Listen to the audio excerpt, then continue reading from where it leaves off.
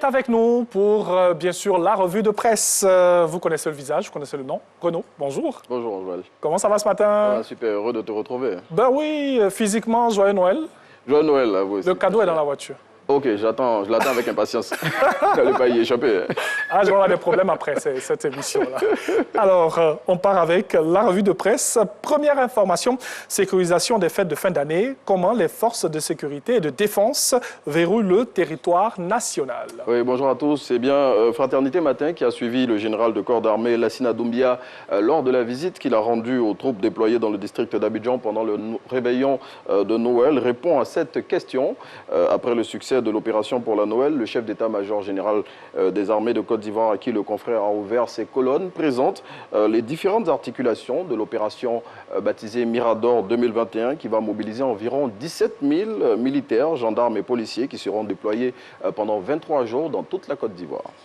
Et lutte contre le terrorisme, nous sommes sur la bonne voie. Oui, c'est l'assurance donnée par le ministre d'État, ministre de la Défense, en fin de semaine dernière, lors d'une cérémonie de remise de pactage aux forces armées de Côte d'Ivoire.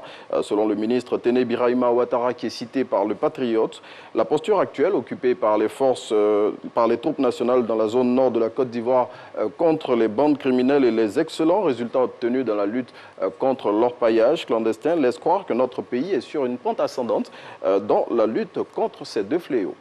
Et après leur formation au centre de service civique de Bain-Bresson, les élèves délogeurs ne sont pas au bout de leur peine. Oui, c'est ce que révèle l'expression. Le quotidien qui cite la ministre de l'Éducation nationale indique qu'un conseil de discipline se tiendra dans les jours à venir pour statuer sur les dossiers des 172 élèves interpellés dans le cadre des troubles liés au congé anticipé. Et selon la ministre Maria Toukoné, à l'issue de ce conseil, des sanctions allant de l'exclusion temporaire à la radiation du système éducatif sont prévues. La première responsable de l'éducation en Côte d'Ivoire a ajouté que les parents des élèves concernés assureront les frais de réhabilitation des établissements dans lesquels leurs enfants ont causé des dégâts. Et nous revenons sur ce sujet, désobéissance civile d'octobre 2020. Eh bien, Bédié et l'ex-CNT en show aujourd'hui, l'on nous le dit. Oui, c'est ce que Barassa Une le jour plus, car c'est aujourd'hui que le procureur de la République va présenter les conclusions des enquêtes liées aux événements de la crise post-électorale d'octobre 2020. Et selon le confrère, à l'issue de la conférence de presse que va animer Adou Richard, les responsabilités seront situées sur ces événements qui ont eu lieu avant, pendant et après la dernière présidentielle en Côte d'Ivoire. Et le quotidien rappelle que ce sont près de 200 personnes, dont Pascal Affi-N'Guessan, président du FPI, et Maurice Kakou-Gikaoué, secrétaire exécutif en chef du PDCI, qui avaient été visés par les procédures judiciaires à la suite de ces violences perpétrées suite à la désobéissance civile initiée par l'ex-Conseil national de transition. Prenons la direction de l'Afrique du Sud avec ce sujet, mais qui touche tout le continent. C'est bien le décès de Monseigneur Desmond Tutu. Oui, l'évêque anglican d'Afrique du Sud, icône de la lutte anti-apartheid et prix Nobel de la paix en 1984, s'est éteint ce dimanche 26 décembre 2021 dans son pays à l'âge de 90 ans. Selon la voix originale, après l'annonce de son décès par Cyril Ramaphosa, le président de la nation arc-en-ciel, des messages émanant du monde entier ont salué la mémoire de celui que les Sud-Africains appelaient affectueusement The Arch. Et si on partait avec un chiffre pour terminer cette revue de presse? Oui, c'est le chiffre 9111 et c'est le nombre de personnes qui meurent chaque année en Côte d'Ivoire en raison de la consommation du tabac.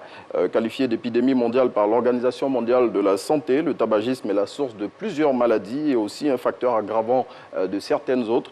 Et selon l'OMS, qui est cité par l'Infodrome, le tabac cause plus de 6 millions de décès chaque année dans le monde entier.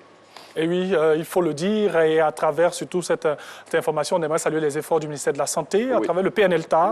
Oui, le Programme national de lutte contre le tabagisme. Bien sûr, beaucoup d'actions aussi. Oui. Et aussi l'information sur Desmond Tutu, prix Nobel 1984. Oui, en 1984. Voilà. Et icône de l'apartheid, de la lutte contre l'apartheid, quelqu'un qui a marqué positivement l'Afrique du Sud à travers ses prises de position pour la défense des droits des minorités noires en Afrique du Sud. Oui, c'est vrai que tous les visages de l'apartheid, de la lutte contre l'apartheid, ne sont pas tous connus. Il y en a de très célèbres. Malheureusement, on résume tout à Nelson Mandela. On ne dira pas malheureusement parce que c'est lui qui était au-dessus de la mêlée. Mais sinon, il y en a d'autres encore, comme Desmond Tutu, qui ont participé à la lutte contre l'apartheid. Et forcément, il y en a qui sont un peu cachés. Il y en a plusieurs en tout cas. Merci beaucoup. On n'aura pas le temps de les énumérer ici. Merci Renaud. Merci. Je vais t'offrir un jus tout à l'heure. Oui, c'est pas de refus. Tout à l'heure, alors, parce que je dois courir là pour aller Vas-y, tu cours, et puis pour quand les rendez-vous qui nous attendent par la suite. Tu reviens, tu auras ton